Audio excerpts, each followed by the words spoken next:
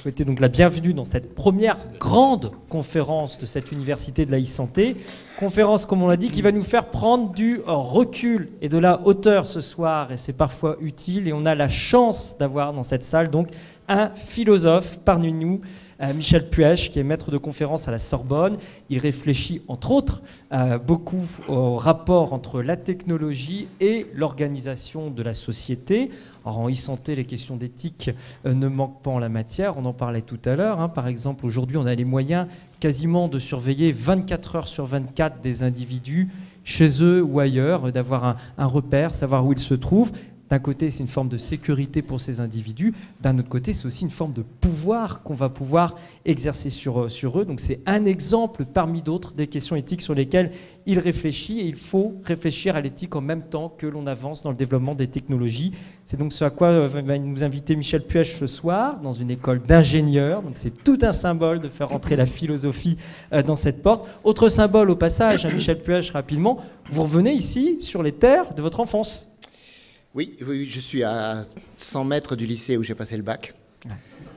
Mais entre-temps, ça fait 30 ans que je passe des oraux, donc je me sens plus à l'aise. Voilà, un enfant prodigue, en tout cas, du pays. Donc Michel Puech, je lui laisse la parole. Sachez qu'à l'issue de son intervention, environ 45 minutes, vous aurez bien entendu la possibilité de lui poser toutes les questions que vous voudrez. Voilà, donc Michel Puech, tout de suite. Merci beaucoup. Bonsoir, mesdames et messieurs. Merci, mesdames et messieurs les organisateurs, d'avoir, comme vous venez de le dire, invité un philosophe. Pour ouvrir une fenêtre, je préfère cette image que celle de recul ou de la hauteur, sauf qu'on est dans un pays de vent d'automne, et parfois quand on ouvre les fenêtres, ça fait bouger les choses à l'intérieur. Je vais essayer de faire ça. Je ne vais pas parler trop longtemps pour que vous puissiez réagir à ce que je dis. À la limite, vous pouvez m'interrompre si vous n'en pouvez plus, mais c'est mieux qu'on fasse en deux temps. Je vous laisserai vraiment le temps de développer des contre-arguments, bien entendu, de revenir sur des points que je ne peux pas approfondir et qui vous intéressent. Vous pouvez aussi, si vous êtes timide ou si ça vous vient plus tard, me contacter. Vous avez mon adresse mail en inclinant la tête. Je réponds à tous mes messages. Je suis disponible. Ça fait partie de mon métier de discuter avec les gens qui ont des compétences, mais aussi avec tous les humains qui ont des expériences. C'est pour eux que je travaille. Puisque vous êtes là, vous vous posez des questions sur éthique et technologie et l'application à la e-santé. Et je vais supposer que nous sommes tous pour les valeurs humaines, le développement des potentiels de l'humain, l'éthique, tout ça. Les questions que je vais poser, c'est d'abord, quel est le rapport entre éthique et technologie? Ça, c'est le cœur de ma compétence. Je suis un philosophe de la technologie, orienté nouvelles technologies et orienté questions éthiques.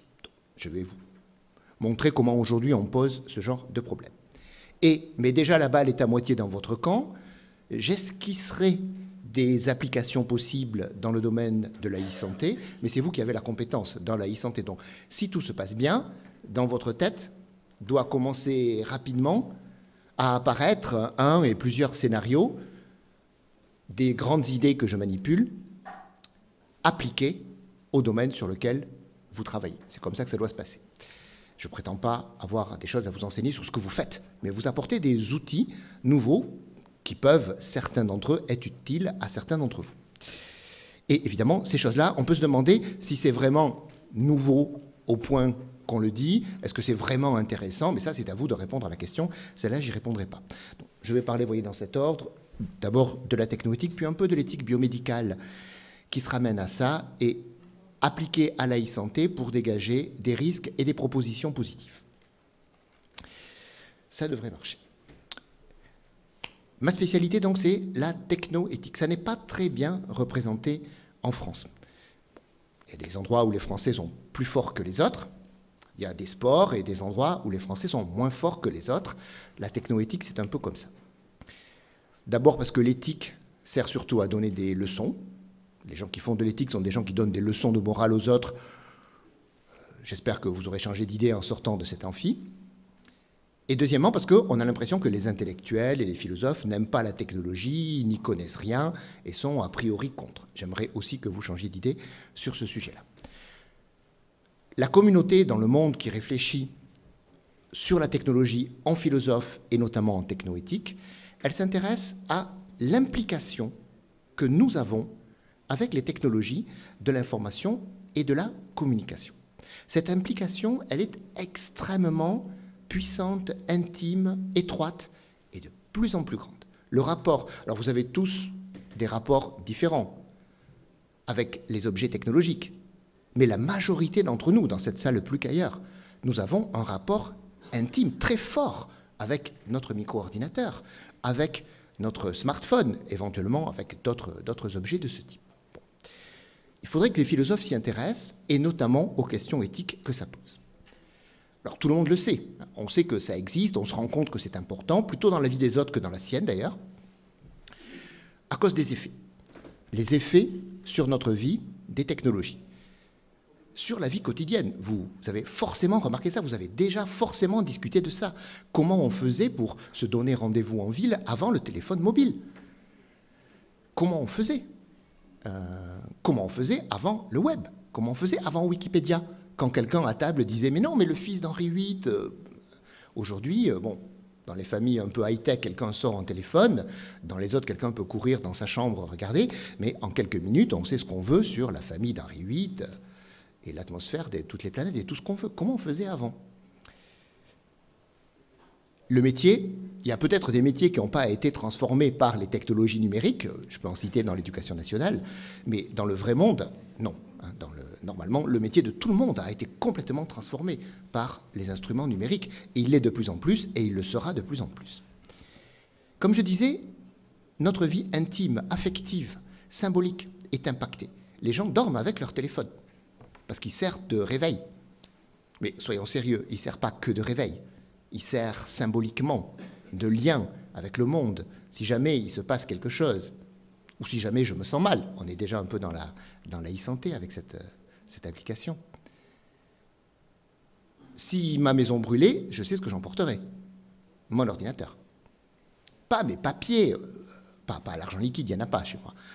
Bien sûr, tout est électronique. Mais même mes papiers, ils sont tous scannés, évidemment. Puis tous mes documents de cours, depuis très longtemps, ils sont tous électroniques dans mon ordinateur et heureusement dans le cloud, mais je vais être plus à l'aise dans le cloud si j'ai encore mon ordinateur à moi avec tous ses codes. Bon, ça c'est un lien qui est très fort. C'est un lien qui est symbolique.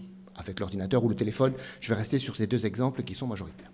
Bien sûr, dans notre vie intellectuelle et dans notre vie civique, en termes d'information, ce que nous savons, l'information que nous pouvons avoir à tout moment, avec un smartphone en faisant les courses dans un magasin. Je peux savoir qui sont les actionnaires du produit que j'ai envie d'acheter. Je peux savoir si ce n'est pas un pays qui a eu des ennuis avec Amnesty International ou quelque chose comme ça avant d'acheter un produit. On peut savoir non seulement des choses intellectuelles sur l'histoire et la composition de la matière, que je ne méprise pas du tout évidemment, mais on peut aussi savoir des choses qui ont une application civique. On peut regarder ce que son député a voté à l'Assemblée nationale en quelques clics, alors qu'auparavant, c'était beaucoup moins simple que ça. Ça transforme tout dans notre vie, en fait. Et la chose sur laquelle, je crois, il faut se centrer, parce que tout ce que je viens de dire, vous l'aviez déjà remarqué, c'est nos systèmes de valeurs.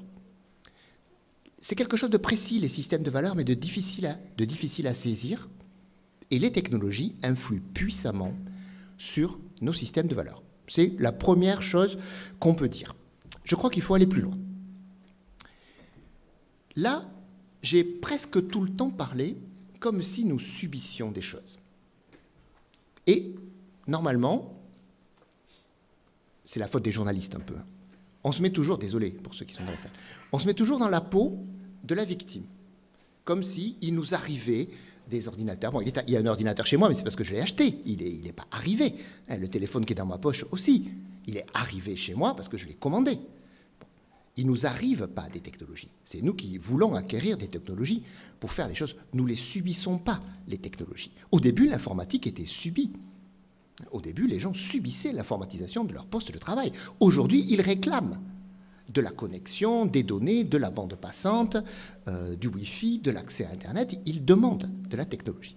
Donc, ce que nous subissons, c'est peut-être pas le bon angle. Aujourd'hui, ça l'a été, hein, mais aujourd'hui, non.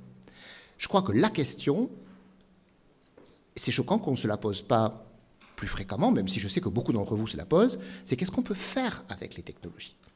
Avec les technologies qu'on a, est-ce qu'on fait tout ce qu'on pourrait faire de mieux? Personne ne peut répondre oui à cette question, ni dans la e-santé, ni ailleurs. On peut appeler ça le potentiel. Le potentiel, au sens naturel du terme, c'est des choses qu'on pourrait faire parce qu'on en a la puissance, mais encore faut-il non seulement savoir qu'on peut les faire, pourquoi on les ferait, et puis être capable de les faire aussi après. Nous, les humains, en tout cas pour une partie des philosophes à peu près rationalistes dont je fais partie, nous agissons en fonction de valeurs, en fonction de projets. Donc nous déployons nos technologies en fonction d'un système de valeurs. Voilà où arrive l'idée de système de valeurs. Bon, je prends un exemple. Supposons que notre système de valeurs soit centré sur l'argent et le pouvoir. À quoi ressemblerait le système d'information d'une entreprise ou d'un hôpital? Je vous laisse faire. Ça tracerait l'argent, ça tracerait les ordres, leur validation, l'accomplissement des tâches, etc. Du pouvoir et de l'argent. On pourrait avoir un autre système de valeurs.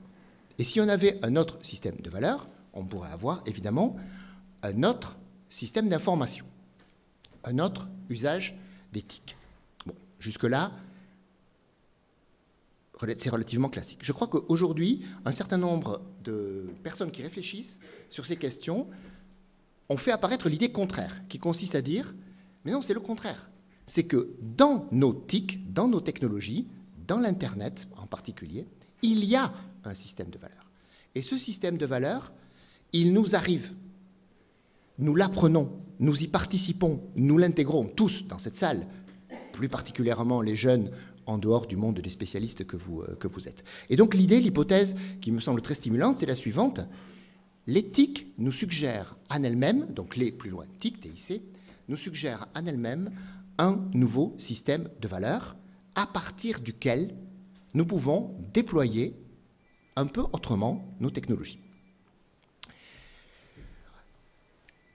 Regardons de plus près, le temps que vous repreniez le pouvoir sur votre téléphone, le changement, ouais, c'est toujours comme ça, parce que quand il sort de la poche, ça devient plus puissant. Le changement dû au TIC. Alors, on dit qu'il est global, vous comprenez pourquoi? C'est parce que c'est dans le monde entier. Donc en Chine, il y a encore quelques années, les gens me disaient, mais ce que vous nous dites sur les technologies qui changent tout dans les conférences, les gens disaient, c'est pas vrai, hein. En Chine, par exemple, ça prouvait qu'ils n'étaient jamais allés en Chine, hein, puisque le chinois est la langue la plus représentée sur le web, et les Chinois ont des téléphones mobiles et des réseaux et vont sur le web exactement, et même plus que pas mal de pays occidentaux. Donc global, ça veut dire ça, partout, ça veut dire aussi toutes les épaisseurs de la vie, hein, partout, de la naissance à la mort, incluse, il y a des technologies et il y a des choses qui se passent sur les technologies d'information et de communication. Maintenant, au décès de quelqu'un, il n'y a pas seulement qu'est-ce qu'on va faire de l'armoire avec le linge dedans, il y a que devient sa page Facebook. C'est des choses qui sont importantes. Bon. Notre monde est devenu un monde, on pourrait dire, informationnalisé, avec de l'informatique partout dedans si on veut. C'est mieux de dire numérique, ou digital, qui est le mot anglais équivalent à numérique, vous le savez. Et l'une des bonnes questions qu'on peut se poser pour avancer, hein, pour savoir comment on va agir en technologie à partir de systèmes de valeurs, c'est quel est le lien entre les deux mondes. Quel est le lien entre le monde réel et le monde numérique? Nous vivons dans un monde qui est aussi un monde numérique. La première idée, c'est que ces deux mondes sont entrelacés, finement entrelacés. Ça veut dire tous les deux présents partout et tout le temps. Et je crois qu'il faut, on peut toujours dire ce qu'on veut, hein, c'est que des images, mais dans sa tête, c'est mieux d'essayer de clarifier et de ne pas dire qu'on passe dans le monde numérique et qu'on revient au monde réel. Il n'y a pas de passerelle entre le monde numérique et le monde réel. On est où là? On est dans le monde réel, mais moi j'utilise un assistant numérique, et puis tout a été organisé par email, par téléphone, qui sont aujourd'hui des liaisons numériques. Et puis ce que je dis, c'est largement des choses que j'ai lues, ou en tout cas que j'ai écrites sur des formats numériques. Ce que j'ai dit a été produit par le monde numérique, et comme c'est filmé, ça va exister dans le monde numérique. Et je fais confiance à nos amis de la communication, il y aura beaucoup plus de gens qui le verront et qui l'entendront dans le monde numérique que de gens dans cette salle. On est dans les deux mondes. Ça ne va pas passer dans le monde numérique. Ça y est déjà, ma présentation, elle est déjà en ligne sur mon site. Certains d'entre vous peuvent la regarder avec leur ordinateur ou leur téléphone s'il est connecté en même temps. Les choses se passent dans les deux mondes parce qu'il n'y a qu'un monde. On a un monde qui a deux dimensions, la dimension réelle et la dimension numérique. Et dire qu'ils sont entrelacés, ce n'est pas suffisant. Ils sont, là aussi c'est un mot qui n'existe pas encore en français, interproductifs, c'est-à-dire ils se produisent l'un l'autre. Oui, c'est dans le monde réel qu'on produit le monde numérique. Tous, nous le faisons. Chaque fois que nous saisissons un texte, que nous mettons quelque chose en ligne, nous produisons le monde numérique, d'accord. Mais le monde numérique nous produit. Le monde numérique nous produit. Les objets que nous avons, regardez autour de vous, y compris les vêtements que vous portez, bien sûr, les éventuelles prothèses et médicaments à l'intérieur de votre corps, ils ont été conçus dans le monde numérique. Ils ont été fabriqués sur des planches à dessin, entre guillemets, numériques. Ils ont été juste ensuite réalisés dans le monde réel, mais de plus en plus d'objets, là où s'invente notre monde, du point de vue humain, par les communications en mail ou autres que nous avons, et du point de vue aussi technique, par les spécifications, les essais, les modélisations, c'est de plus en plus le monde numérique. A priori, il y a encore pas très longtemps, c'était évident de dire la chose suivante. Il y a le monde réel, et il faut faire attention parce que ce monde réel fabrique quelque chose de puissant, qui est le monde numérique. Je crois qu'aujourd'hui, on ne peut plus dire ça. On peut dire qu'il y a un monde qui est à la fois réel et numérique, avec des tas de choses dans tous les coins qui se fabriquent en étant à la fois réel et numérique et qui se fabriquent dans les deux sens. Donc une situation plus compliquée. J'ai fini sur la partie technoéthique qui est la première base sur laquelle je veux avancer. La deuxième, c'est de vous parler un peu d'éthique biomédicale. Vous n'êtes pas tous médecins. Quand vous faisiez vos études de médecine, il n'y avait peut-être pas des cours d'éthique. Et même si ce n'est pas le cas, vous n'y avez peut-être rien compris parce que ça ne vous a pas intéressé. Et ce n'est pas forcément anormal.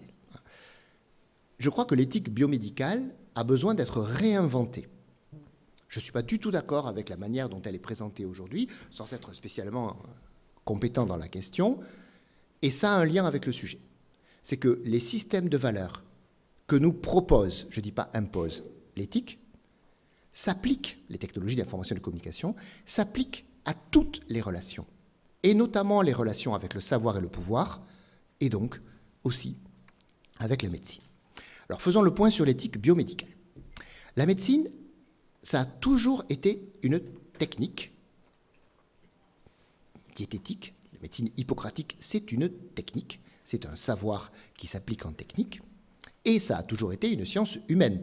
Les textes d'Hippocrate sont faciles à lire, passionnants, c'est de la très bonne philosophie de la médecine, et on voit très bien qu'Hippocrate a compris qu'il fait, de la technique, qui peut tuer les gens ou les aider à vivre, et que ça, c'est quelque chose de profondément humain et éthique. Ça, on l'a compris depuis Hippocrate. Ça a changé, la médecine a changé. Depuis Hippocrate, elle est devenue une technologie. Ce que nous appelons médecine, aujourd'hui, largement, c'est de la, très souvent, haute technologie biomédicale. Mais je crois que la bonne notion, qui n'est pas très agréable, j'en suis désolé, c'est la notion de industriel. La révolution en médecine, oui, c'est une révolution technologique, mais avant, c'est une révolution industrielle. C'est comme dans le reste du monde. Il y a eu une révolution technologique dans le monde, mais pas n'importe où.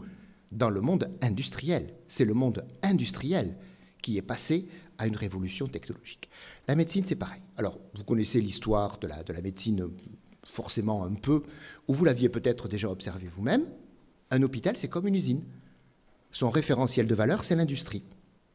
Avec la logique industrielle de base, pour les ingénieurs qu'il y a parmi vous, entrée, process de transformation, sortie. Éventuellement suivi, démarche qualité, etc., etc. J'ai rien contre. Le problème, c'est que une étape post-industrielle est nécessaire. Ça a été très bien que l'hôpital soit une usine, parce que pendant longtemps, c'est ce qu'on savait faire de mieux, et on y a fait des merveilles. On fait encore des merveilles industrielles dans les hôpitaux. Mais les pages tournent vite aujourd'hui. Les systèmes de valeurs, les attentes changent vite, et donc aujourd'hui, on a besoin de quelque chose de non-industriel ou de post-industriel. En gros, pour décrypter ce que veut dire post-industriel ou non industriel, on va dire, quelque chose qui n'est pas centré autant sur le pouvoir et qui n'est pas centré autant sur l'argent. Et donc l'idée, c'est, pour renouveler l'éthique biomédicale, d'essayer de trouver quelque chose de post-industriel, et si vous avez compris, si je suis suffisamment clair, sinon vous me le direz à la fin, l'éthique nous aide à faire ça. Les TIC nous aident à faire ça.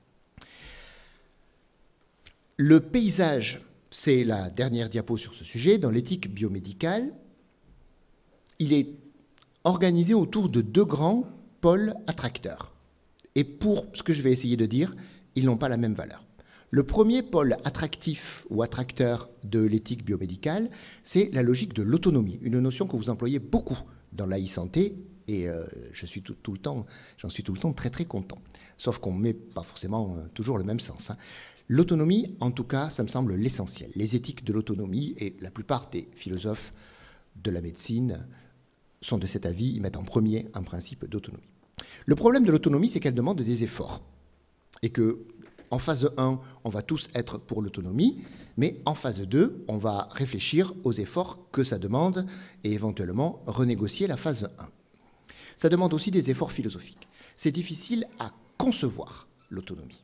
Il y a des paramètres physiques dont vous vous occupez, j'ai écouté certaines interventions, puis je connais un petit peu certains dossiers. Il y a des paramètres d'autonomie, oui, qui sont physiques, mais ce n'est pas ça l'autonomie de la personne humaine, ça en fait partie. C'est quelque chose de beaucoup plus riche et complexe, ce qu'on peut éthiquement définir comme autonomie pour que ça ait une valeur. Il n'est pas sûr que marcher sur ses deux jambes ait une valeur en soi, dans tous les cas, quel que soit le prix à payer, ainsi de suite. La deuxième, donc il faut réfléchir à la notion d'autonomie. Et là aussi, l'éthique nous donne des modèles. Le type d'autonomie que donnent les TIC donne de nouveaux modèles sur ce que peut être la personne humaine. Il y a un deuxième attracteur dans la philosophie éthique appliquée à la médecine, c'est les problématiques de la sollicitude du côté de celui qui prend soin des autres et de la vulnérabilité. Ce n'est pas les mêmes termes et ce n'est pas les mêmes auteurs, mais ça revient finalement, ça fait système. Elles occupent de plus en plus de place, elles sont assez importantes en France, elles me paraissent poser problème. Elles me paraissent rétablir ce qu'on appelle le paternalisme, qui n'est pas non plus forcément une mauvaise chose. La fonction du médecin de famille, du médecin de campagne, ça a été aussi important que celle de l'instituteur, et même éventuellement, ça me coûte de le dire, du curé, à une certaine époque. Bon, il faut pas nier ça. Mais le paternalisme n'est plus adapté au nouveau système de valeurs. C'est notre système de valeurs. Et peut-être que nous avons mieux à faire que de ressusciter ou de maintenir des approches de style paternaliste, rebaptisées sollicitude ou vulnérabilité, notamment parce que derrière, il y a quand même assez souvent des idéologies, pas nécessairement politiques, mais souvent quand même religieuses. Quand on creuse un peu, au bout de 2 étages de fouilles, on découvre qu'il y a quand même de fortes convictions religieuses, qui sont possibles, mais disons pas obligatoires. J'applique à la e-santé. L'outil philosophique de base, pour moi, c'est de réfléchir à ce que veut dire santé. Je sais qu'il y a des critères et qu'ils évoluent, et à quel point c'est important, hein, tout ça. Mais d'un point de vue philosophique, il y a une notion qui me semble sous-exploitée, c'est la notion de soin. La notion de soin est une notion extrêmement intéressante, que tout le monde peut utiliser, ce n'est pas un mot technique. Et on en a une intuition éthique assez riche, en fait. On sait prendre soin. Ben, nous, les humains, alors les philosophes qui s'occupent du soin sont souvent des femmes, disent particulièrement les femmes parce qu'elles s'occupent des enfants. Mais bon, nous, les humains, nous savons prendre soin, notamment d'autres humains. Sinon, notre espèce aurait disparu. Si ça n'était pas quelque chose de très fort chez nous, notre espèce aurait disparu depuis longtemps. Philosophiquement, c'est une notion très intéressante.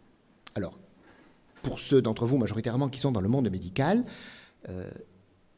il faut oublier la notion technique de soin, au sens de prendre un médicament, avaler un cachet, ça peut faire partie du soin, mais en soi, ce n'est pas un soin. Donc il faut faire un pansement, oui, techniquement c'est un soin, mais ce n'est pas de ça qu'on parle. On parle d'autre chose, là. On parle de la notion de soin indépendante de la technique, mais même en fait de la technique industrielle, pathologie, thérapeutique. Quelque chose qui va mal, et j'ai un process d'ingénierie pour ramener les paramètres à la normale. Ça, c'est très bien, c'est de l'ingénierie, c'est de l'industrie, c'est très bien, hein, je dis, j'ai rien contre. Juste, maintenant, on va sur une autre page. Et sur cette autre page, le soin ne se limite pas à ce sens très étroit.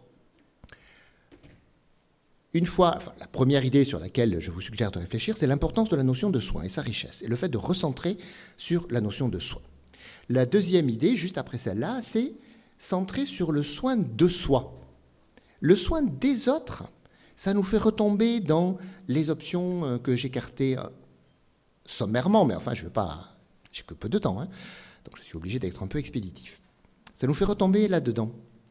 Parce que vouloir s'occuper des autres, chercher de quels autres on pourrait s'occuper, ça me paraît suspect comme attitude éthiquement. Je crois qu'aujourd'hui, nous avons besoin d'individus capables de prendre soin de soi. Et éventuellement, pour pouvoir prendre soin des autres. Est-ce que dans des moments difficiles, vous avez envie que quelqu'un prenne soin de vous? Oui. Mais pas que ce soit quelqu'un qui ne prend pas soin de lui ou d'elle. Pour prendre soin des autres, il faut d'abord avoir pris soin de soi. Et je crois que ça fait partie des choses sur lesquelles on ne réfléchit pas assez et qui font partie du sens enrichi de l'autonomie. C'est facile de se précipiter dans le soin des autres, et justement parce que c'est une relation de pouvoir. Alors que c'est difficile de conquérir l'autonomie par le soin de soi. Je développe un petit peu, il y en a parmi vous qui ont fait des études de philosophie, donc il ne faut pas non plus qu'ils restent sur leur faim, la notion enrichie de soin. Le soin, ça consiste à accorder de l'importance. Il y a des philosophes aujourd'hui, si vous voulez des références, j'en mets aucune dans mes présentations pour ne pas jouer au prof, mais si vous en voulez, vous m'envoyez un mail et vous aurez de la bibliographie tant que vous voulez. Il y a des philosophes qui réfléchissent à la notion d'importance. Et prendre soin, c'est donner de l'importance. Ou donner de l'importance, c'est prendre soin. C'est d'ailleurs des philosophes qui s'intéressent aussi souvent à l'affection, à l'attachement, à l'amour en particulier. L'amour, c'est être capable de prendre soin. Et c'est ça que ça veut dire, accorder de l'importance pour nous les humains.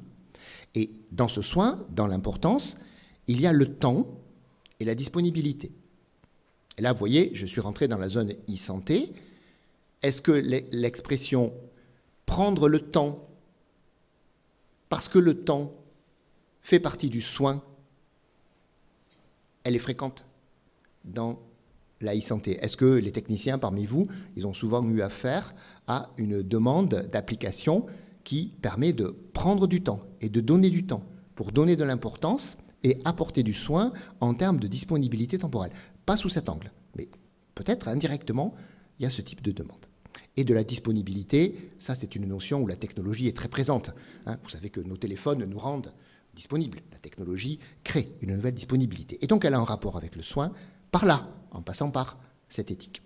Deuxièmement, avoir des compétences. Et là, je retrouve tous les diplômes qui sont présents dans cette salle. Si quelqu'un veut prendre soin de vous, mais qu'il n'a pas les compétences pour le faire, c'est pas bien. Il est évident qu'il faut avoir acquis des compétences, y compris des compétences technologiques. On a besoin d'experts. Je vais passer une partie de mon temps à dire du mal des experts, mais ce n'est pas de leur existence, c'est de la façon dont on les utilise. On a besoin d'experts, même si on n'a pas besoin du pouvoir de l'expertise. Je vais parler de ça tout à l'heure. Donc il faut des compétences. Retenez que j'ai dit ça ici. Et ensuite, il faut quelque chose de plus compliqué, mais ça, je le garde pour les questions, de la consistance, c'est-à-dire avoir pris soin de soi, avoir de la cohérence, avoir du contenu, avoir quelque chose qui n'est pas juste de la communication, de la pure forme. Le soin a besoin de ça. La e-santé, donc vous voyez, ça se situe, je rassemble maintenant les deux choses que j'ai essayé de développer, ça se situe à l'interface entre la technoéthique et l'éthique biomédicale. Et je fais un petit point, je ne suis pas en train de dire, si vous croyez que j'ai dit ça, je vais reprendre à zéro, mais non, je vais abandonner, je vais désespérer. Je ne suis pas en train de dire que dans le soin, il y a aussi une dimension humaine et qu'il ne faut pas oublier la dimension humaine du soin. Je dis presque le contraire, en fait. Qu'il n'y a pas une dimension humaine et une dimension technique. Elles ne sont pas séparables. C'est la même chose. C'est la même chose. Quand une grand-mère discute avec sa petite-fille par Skype, il n'y a pas une dimension humaine et une dimension technique. Il y a une seule chose qui est indissociablement humaine et technique. Et les gens qui s'occupent de la technique, pour vendre des produits, vendre de la publicité ou dans une démarche de service public, c'est pareil, il faut qu'ils comprennent que la valeur humaine, elle est dans la technologie. Et donc évidemment, ça va être encore plus vrai, dans la e-santé, on est tout le temps dans les deux. Dans tout endroit de la technologie, on est dans la dimension humaine. Et aujourd'hui, dans tout endroit de l'humain, on est dans la technologie. Et ça reste, dans ma tête au moins, assez cohérent. C'est parce que la notion de soin, y compris le soin médical, c'est une notion à la fois technique et éthique. Alors, je ne développe pas parce qu'il y a plein de spécialistes et moi je ne le suis pas. L'exemple peut-être le plus partageable, en tout cas qui est assez central dans vos travaux, le maintien à domicile ou et le soin à distance, pas de la même chose, techniquement par un flux d'informations. Là aussi, je vous laisse faire l'exercice plus tard. Suivez un fil de raisonnement techno-industriel en disant « j'ai une grosse usine, trop grosse, elle me coûte trop cher, c'est l'hôpital. Est-ce que je ne peux pas déléguer des centres de production et de soins au lieu d'avoir une chaîne unique? Ça me coûterait moins cher, comment je déploie ça? Je ne déploie pas l'exemple, mais vous voyez comment il fonctionne. Organisez ça avec une logique techno-industrielle. Et essayez de suivre un autre fil, un fil techno-éthique, sur lequel je vais donner quelques exemples. En prenant en compte, vous allez remarquer, à mon avis ça va apparaître dans vos questions, je n'emploie jamais le mot de usager, qui nous met déjà dans la posture que justement je veux éviter, une posture de domination technique. Prendre en compte les représentations de valeur des gens, des acteurs, qu'on appelle en éthique les agents, ceux qui agissent. C'est le verbe latin agir, l'agent c'est celui qui agit. Ce n'est pas forcément un délégué, c'est celui qui agit. Bon, tout le monde est un agent. Et vous employez aussi, je l'ai vu dans les travaux que j'ai un peu suivis, la notion de partie prenante qui est très bien. Les agents ou les parties prenantes humaines, le patient est un agent, il est une partie prenante, mais aussi son entourage, mais aussi les soignants. Il y a des médecins parmi vous, ils savent qu'on oublie toujours le médecin.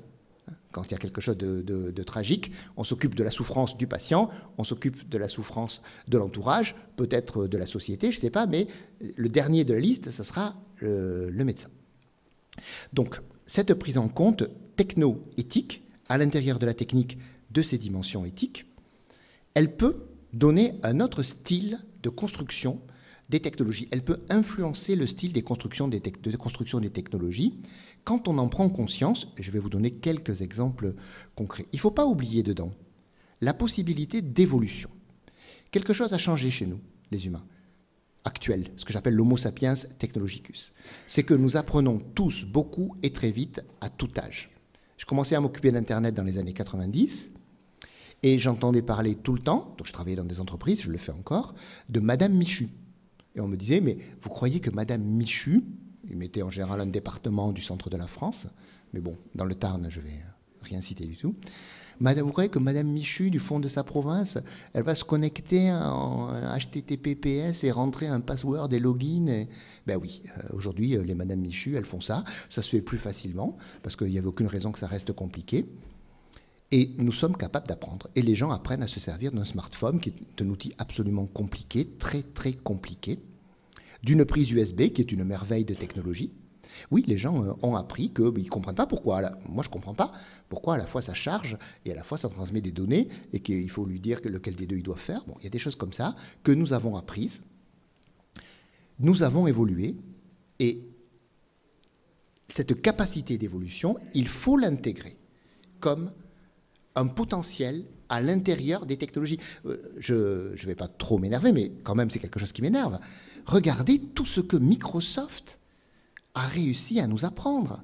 Tout ce que Google réussit à nous apprendre, tout ce que Nokia ou les fabricants de téléphones ont réussi à apprendre à tous les humains, y compris certains qui ne sont pas futés, d'autres qui sont un peu âgés, etc., etc. Comment ça se fait que nous, les profs, vous, les acteurs de santé publique, on arrive à apprendre si peu à des gens qui sont devenus tellement capables d'apprendre? Je crois que c'est parce que nous n'utilisons pas les potentiels de la technoéthique, et je me mets évidemment dans le paquet. Donc l'idée, c'est que le soin n'est pas subi par un patient qui est dans une position de soumission. C'est ça qui ne marche plus dans le nouveau système de valeurs. Vous avez lu, j'avais dit que je citais personne, mais je vais quand même le citer lui, Michel Foucault, vous en avez entendu parler, l'idée que il est très influent aujourd'hui sur l'éthique médicale et aussi la technoéthique, l'idée que le monde contemporain fonctionne en nous demandant de la soumission au savoir et de la soumission au pouvoir. C'est vrai, même s'il y a des limites et que je veux vexer personne, c'est quand même vrai de la médecine. Il y a une soumission au savoir médical et une soumission à un certain pouvoir médical. Qui c'est qui peut vous empêcher d'aller au travail le matin? C'est le médecin. Ça s'appelle un arrêt de travail. Si le soin, qui c'est qui peut vous empêcher de boire de l'alcool, c'est ni le curé ni l'imam, c'est le médecin. Le soin qui est agi, le premier soin qui est agi, ce sera le soin de soi. Et on reboucle sur cette idée-là. Alors, dans beaucoup des choses que vous développez, qu'on développe en e-santé, il y a cette idée, et notamment la première application du soin de soi dans la prévention et l'hygiène de vie. Là, je suis fasciné par la rapidité avec laquelle la médecine, pour des raisons que je ne connais pas, je ne suis pas spécialiste de ça, adopte l'idée que la médecine ne peut pas être que de la réparation de gens qui font n'importe quoi. Et que beaucoup des maladies qui nous tuent, on sait très bien comment ne pas les développer, alors qu'on ne sait pas forcément très bien les soigner. Pas toutes, mais une partie d'entre elles, vous voyez très bien de quoi je veux parler. Ça, les TIC permettent de le faire. Voilà les choses qu'il faudrait apprendre à tout le monde en utilisant la capacité d'apprentissage et d'évolution que nous donnent les technologies d'information et de communication. Je vais développer maintenant les choses qui ne me paraissent pas bien et terminer par les choses qui me paraissent plutôt bien. Alors, le risque, c'est une notion très intéressante, la notion de risque, mais je vais m'intéresser juste à la dimension éthique. Il y a en gros un seul danger. Il est facile à repérer, le problème c'est qu'on tombe tout le temps dedans. C'est le danger, je vais prendre le terme anglais parce qu'il n'y a pas d'équivalent en français. Je vais prononcer à la tarnaise, command and control. Le danger de command and control. C'est la logique de l'industrie. Mais l'industrie, c'est elle qui a produit l'origine des technologies informatiques, ce qui s'appelait la cybernétique. Si vous avez un petit peu étudié ça, c'est ça qu'on a développé. D'abord, la cybernétique qui a donné ensuite les ordinateurs et la création du monde numérique. Ça vient du monde industriel et même du monde militaire. Bon.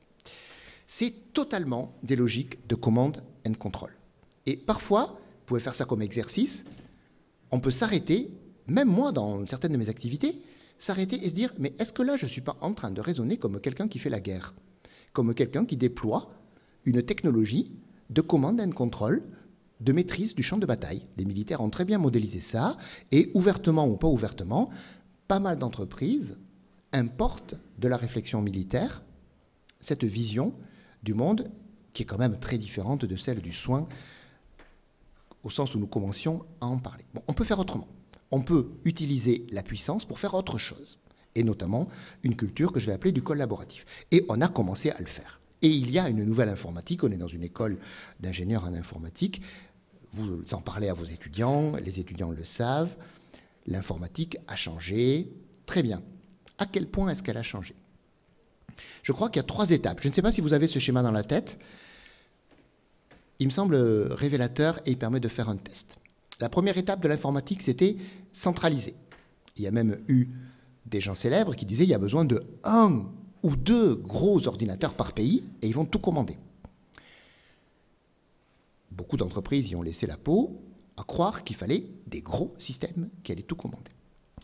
Est-ce que la e-santé en est pas encore à une informatique centralisée? Je ne dis pas que vous mettez des serveurs géants et que vous contrôlez tout, non. Mais est-ce que dans ce qu'on développe en e-santé, comme dans toutes les administrations, c'est le premier réflexe encore, je crois, des informaticiens, c'est un système centralisé. Où c'est que je fais tout aboutir pour avoir le command and control de tout? Dans l'inconscient, quelque chose comme ça, mais bon, je vous laisse y réagir. On est passé ensuite à de la délégation. La délégation, c'est le centre de command and control ouvre de sous-centres de command and control qu'il commande and control. Donc ça veut dire que le médecin peut faire dans son cabinet, sur son ordinateur, un certain nombre de choses parce qu'on lui a délégué une partie du command et contrôle. Mais c'est vraiment une délégation. Et puis il y a une 3e étape, celle que nous ont imposée les technologies et notamment l'Internet, c'est la dissémination, où plus personne commande. Enfin, plus personne commande, ça ne veut pas dire plus personne organise. Et même parfois, plus personne organise, ça ne veut pas dire c'est pas organisé. Je prends un seul exemple parce que c'est quand même pas le sujet du jour. Google. Google est le contraire de ce qu'a essayé de faire l'intelligence artificielle. On n'a pas réussi à faire un système procédural qui sait répondre à une question comme « Quelle est la planète la plus proche du Soleil ?» ou « Qui a tué Jesse James ?»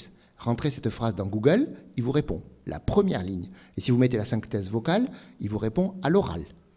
Et qui c'est qui l'a rentré? Ben oui, il y a des gens, quelqu'un qui ont fait des sites sur Robert Redford ou le système solaire. Bon, excusez-moi, c'est pas Robert Redford, l'assassin de Jesse James. Je laisse tomber ce détail. C'est organisé dans Google. Mais ce n'est pas parce que quelqu'un l'a organisé. C'est ça, la puissance de la dissémination. Bon. Je reviens sur l'exemple de la télémédecine. Robert Ford, l'assassin de Jesse James. Je reviens sur l'exemple de la télémédecine. Quel type de proximité on veut installer?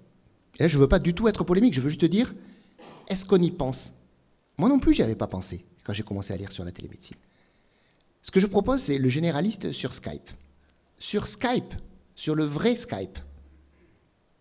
Pas ce qu'on va vous dire. Alors, je vous caricature, hein, j'espère que je ne discute avec personne, mais sinon je vais assumer quand même. Je caricature, d'accord?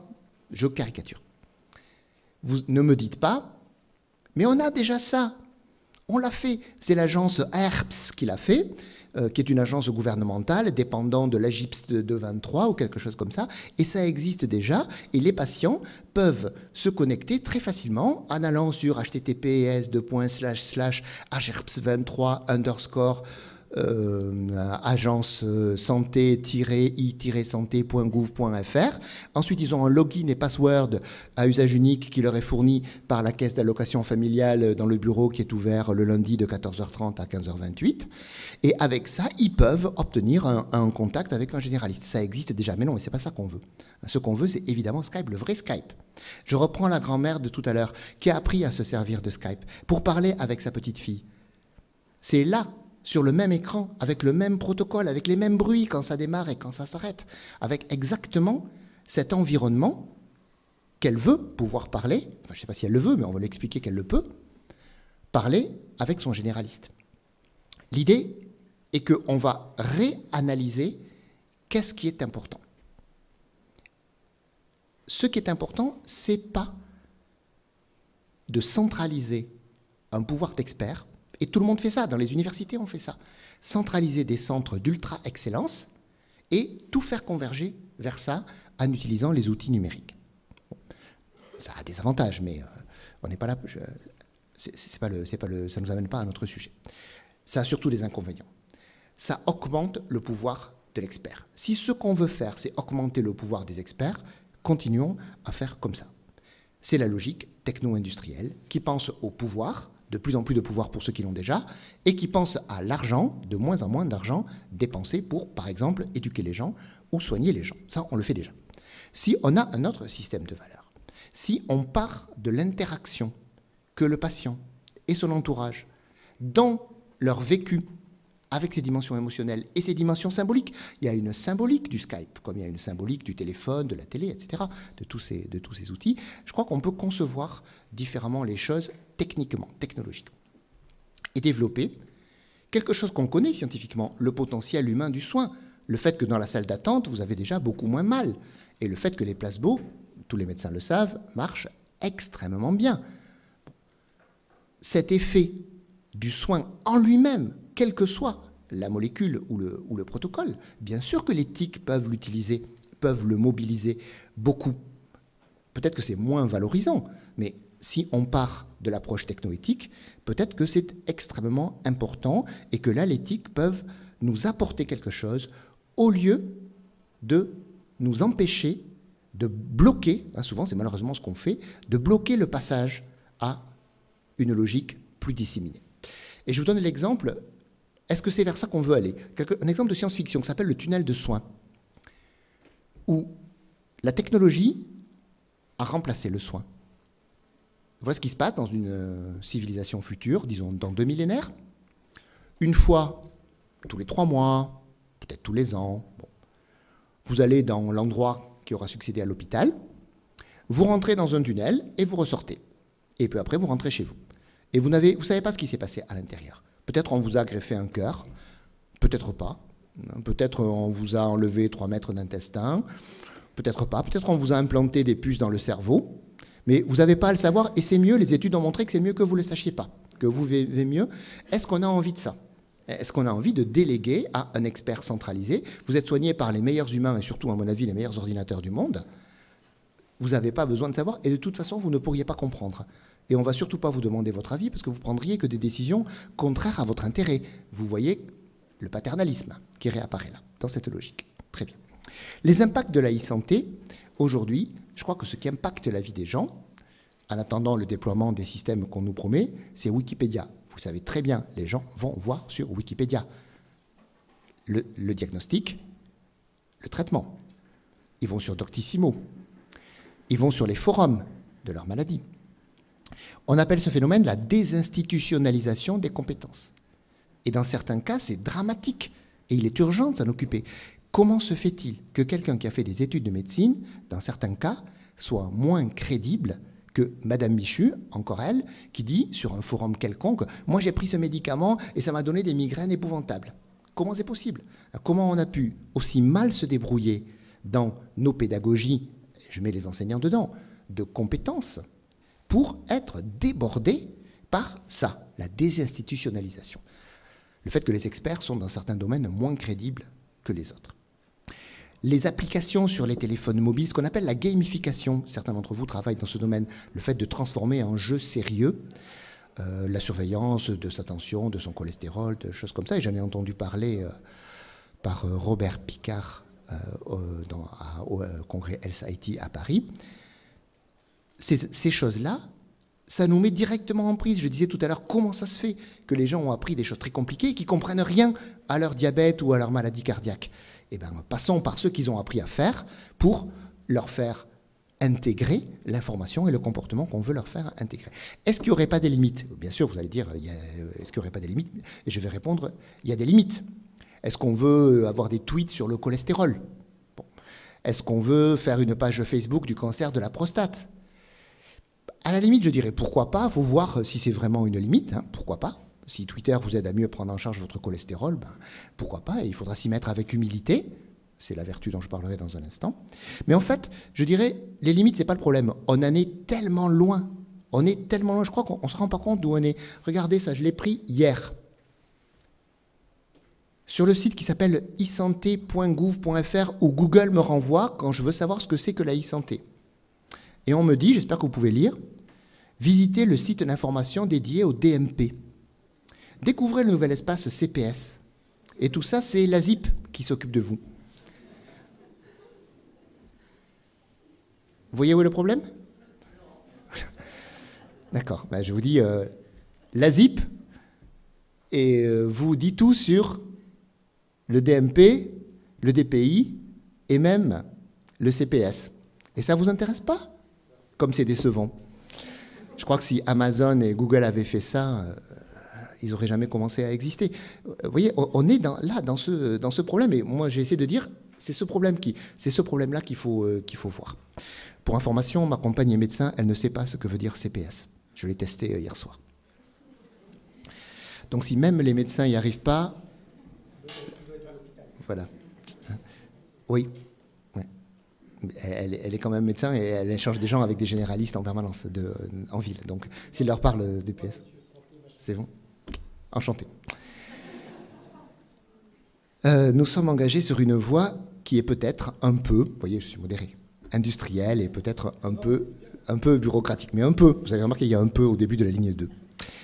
Alors, en éthique, je reviens dans mon terrain, c'est pareil ou c'est pire. C'est enrobé, et puis ça ne se voit pas parce qu'il n'y a pas tellement d'applications, et que de toute façon, les gens font des colloques qui ont très peu de... Personne ne vient, personne ne lit ce qu'ils publient, donc ça ne fait pas trop de dégâts, mais quand même. L'éthique institutionnelle, les comités d'éthique, ils sont organisés autour de 3 problèmes. Je fais une synthèse, mais qui est réaliste. La sécurité, les droits du patient, les protocoles de recherche. C'est là-dessus qu'on travaille. Mais la sécurité, c'est du commande et contrôle, c'est du pouvoir. C'est du pouvoir. La sécurité, c'est commande et contrôle, c'est le pouvoir. L'obsession de la sécurité, y compris en informatique, il faut bien comprendre, je ne dis pas que ça n'a pas d'importance, mais si c'est ça qu'on met au centre, il faut aller travailler peut-être pour les militaires, Il faut rester chez les militaires ou peut-être chez les financiers. Il faut comprendre que, oui, la logique cybernétique nous vient de la guerre, mais ce n'est pas la guerre qu'on fait. Même pas la guerre contre les pirates informatiques. Deuxièmement, les droits du patient. Vous avez déjà été malade, vous avez déjà eu quelque chose qui vous a fait très peur et eu affaire à un système de santé. Est-ce que c'était les droits, vos droits, qui vous paraissaient particulièrement importants? Évidemment que non, mais évidemment, ça me paraît absolument évident, la couverture juridique. C'est une partie de l'américanisation qui est déplaisante. Le fait, on appelle ça, j'ai mis le mot anglais aussi, le fait d'éviter le blâme, d'éviter, c'est-à-dire l'idée, c'est que, je vous le fais en dehors de la médecine, je suis responsable sécurité du circuit primaire de la centrale nucléaire. Mon problème, c'est pas que la centrale nucléaire pète, c'est que ça vient du circuit primaire. Si ça pète et que ça vient pas du circuit primaire, c'est pas moi. Ça, c'est extrêmement dangereux, dans les centrales, bien sûr, mais partout ailleurs. C'est ça qu'on appelle blame avoiding policy. C'est le fait d'être obsédé par ne pas avoir d'ennui juridique. Donc, on n'opère pas, on n'endort pas, je ne dis pas que c'est ce qu'on fait, mais éthiquement, ce n'est pas prioritaire. L'aspect juridique, il ne faut pas le laisser devenir prioritaire dans la santé, en tout cas, c'est l'avis du philosophe. Et enfin, les protocoles de recherche. Évidemment que c'est très bien. C'est très bien la recherche, et quand on en bénéficie, on en est très content. Mais la recherche, ça concerne les scientifiques. Ça concerne l'expertise technoscientifique, c'est-à-dire quelque chose qui n'est pas le soin. L'expertise technoscientifique n'est pas le soin. C'est un des moyens du soin qui sera jamais parfait, toujours améliorable. Donc, gardons le dossier ouvert, mais c'est pas essentiel. Je crois que les trois choses qui sont essentielles, sécurité, droit du patient, protocole de recherche, dans l'éthique biomédicale d'aujourd'hui, sont pas du tout essentielles parce que ça reste des logiques institutionnelles et industrielles et qu'on est passé à autre chose. En tout cas, une partie du monde est passée à autre chose. Donc, comment on peut faire? Vous allez dire, il est fort pour critiquer, mais est-ce qu'il a des choses à proposer? Oui, j'ai des choses à proposer. Humblement. Je me centre sur une notion. L'acceptabilité. Elle se rencontre partout, cette notion. Et je suis triste de le dire, je l'ai rencontrée d'abord dans les entreprises qui cherchent à nous vendre des choses avant de commencer à la rencontrer un peu dans d'autres activités. Je vais prendre que deux niveaux, le niveau des collectifs sociaux et le niveau de l'individu. L'acceptabilité, elle a une dimension sociale. Comment on peut jouer cette carte? Comment on peut prendre soin de l'acceptabilité? Vous savez que c'est un des problèmes, je ne sais pas quel est votre niveau de pratique, mais vous pouvez avoir le médicament qui va soigner la pathologie du malade.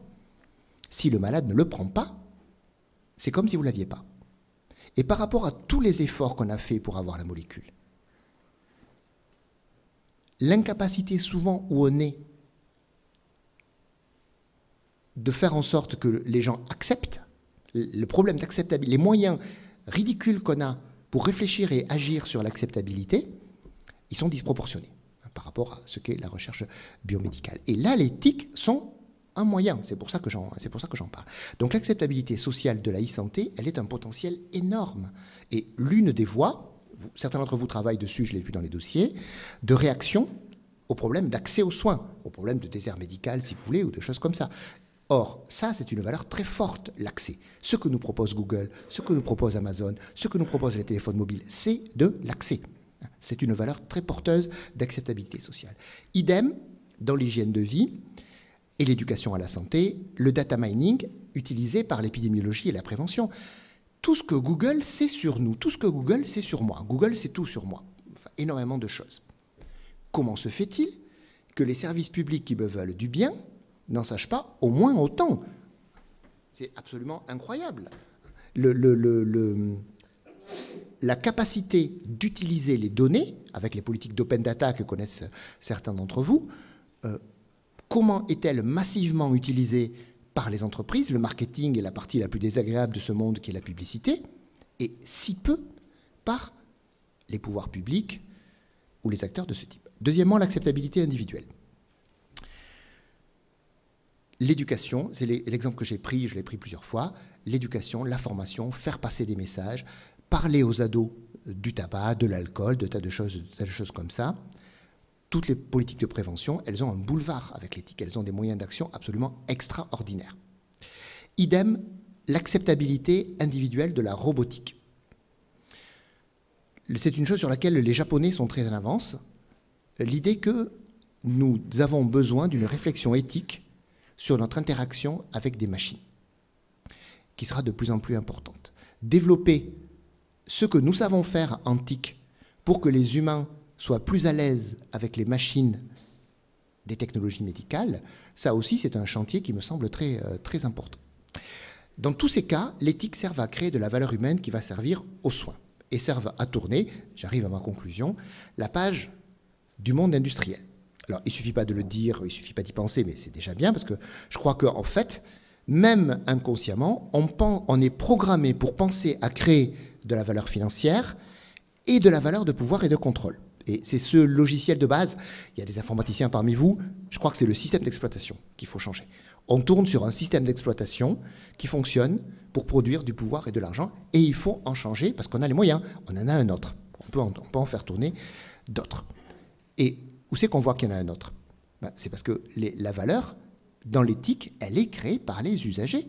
La valeur de Google, l'intelligence de Google, elle est créée par les usagers de base qui ont fait des sites sur lesquels il y a des liens qui sont repérés par le logiciel de PageRanking de Google. La valeur de Wikipédia, elle est faite en partie par les usagers. La valeur des forums, elle est faite par les usagers. Quand j'ai un problème sur ma machine, je ne vais pas sur le site du constructeur. Je vais sur Google, qui me renvoie vers un usager individuel qui a créé la valeur pour le fabricant de ma machine. Donc ce logiciel, il tourne déjà, le logiciel collaboratif. Les structures institutionnelles que représente la majorité d'entre vous, et moi j'en représente une au moins qui est l'université, elles peuvent agir à ce niveau, à condition de comprendre ce qui s'y passe, et de ne pas considérer que c'est simplement la nouvelle forme de ce qu'on a toujours fait, c'est-à-dire des développements, en gros, industriels, administratifs. Et là, c'est mon hypothèse centrale. J'espère qu'elle est claire, je l'avais dit une fois au début, je la redis à la fin. C'est que le système de valeurs qui émerge des TIC, et notamment de l'Internet, nous donne les moyens intellectuels, mais aussi les moyens matériels, c'est l'Internet, et tout ce qui tourne autour, le moyen matériel, pour changer la manière de créer de la valeur humaine ou d'exploiter des potentiels humains, y compris dans le domaine de la santé. Donc c'est un chapitre, je dis, nouveau qu'il faut écrire, pas un chapitre à lire. En faisant une éthique pragmatique, dans les exemples que j'ai pris, vous voyez ce que ça veut dire, qui s'occupe des actions, des choses elles-mêmes, et opérationnelle, ça veut dire qui est dans la pratique, et pas des discours de valeur. Je crois que les discours de valeur, on est tous d'accord pour parler des droits du patient qui est au centre du système de santé, du respect, etc. etc. C'est pas le problème. C'est pas comme ça qu'on développe de la valeur humaine et éthique en faisant des belles chartes qu'on affiche dans les murs, sur les murs des hôpitaux. Et pour terminer, c'est ma vraie conclusion, je retiendrai que deux vertus, pas une longue liste, mais juste deux. Une vertu collective qui est le collaboratif. C'était le thème de la téléconférence de e-santé, donc je ne suis pas complètement à côté de la plaque, au moins sur celui-là. Le collaboratif, c'est vraiment la clé pour développer les potentiels. Et là aussi, je suis furieux de voir, toutes les semaines, que les entreprises investissent beaucoup plus que les structures publiques, celles que je connais, notamment l'université. Je vous en ai listé les caractéristiques, mais vous les connaissez, on peut facilement en discuter. Et une seule vertu sur le plan individuel, qui est l'humilité. Nous avons une puissance extrême par la technologie. C'est normal que ça nous ait rendu arrogants. Mais maintenant, c'est fini cette époque. On a vu qu'être arrogant, ça pouvait même présenter des dangers pour la planète, pour des choses comme ça, qui ne sont pas secondaires, et peut-être pour la vie individuelle des gens.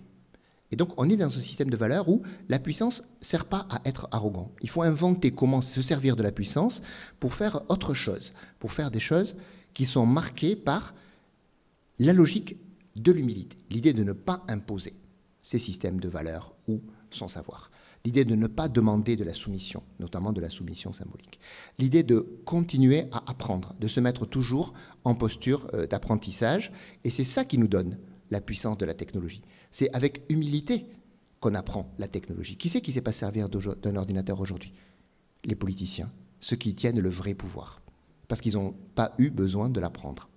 Et là, il y a un renversement qui est en train de se produire, à mon avis, de la puissance entre l'exercice du pouvoir et l'humilité de la réappropriation de la puissance qui crée une nouvelle logique. Je ne voudrais pas imposer mon système de valeurs, donc je suis disponible pour discuter de tout ça. Vous avez cette présentation d'ores et déjà sur mon site si vous voulez le retrouver. Merci de votre attention.